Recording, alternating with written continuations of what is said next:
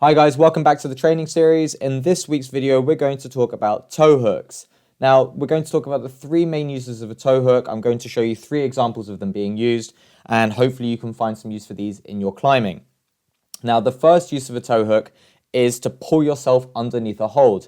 Now, Bas is demonstrating this perfectly on this climb. You're starting on a really bad sloper, but by setting his toe hook and pulling with his toe, he's able to shift his center of mass and therefore his center of gravity underneath the sloper, therefore making it better and allowing him to progress through the climb. It's really important that when you set a toe hook in this, you actively trying to pull yourself underneath the hold. You can't just set it passively and expect your weight to naturally shift underneath it. The more that you pull, the further underneath the hold you will get.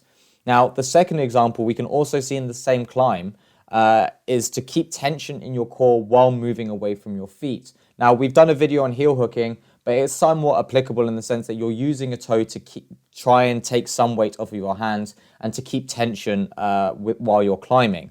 The benefit of a toe in this scenario is that it gives you further reach, and if it's kind of around the back of a roof, you're not going to be able to heel hook that, to be perfectly honest, and the toe hook will stop you cutting feet.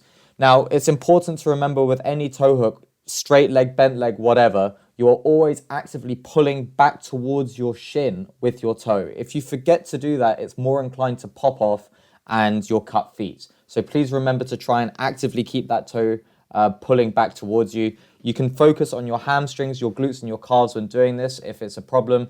And if it's a real problem, then maybe start doing some weighted calf raises. Now, the third example is purely for the purpose of taking weight off of your hands. This is a climb in Fontainebleau, holding onto a really bad crimp. And by having the toe hook above my head, it essentially allows me to transfer the majority of my weight to my feet, which in turn allows me to move more freely through the climb. Now, it's almost acting like a third hand. This type of toe hook isn't super common, not in this particular scenario, but the principle applies. It's essentially using your feet to take weight off of your hands. Now, I hope you found this video useful. Practice these techniques in the gym. If you have any questions about this technique, please don't hesitate to drop a comment down below. I hope you train safe and have a great day, guys.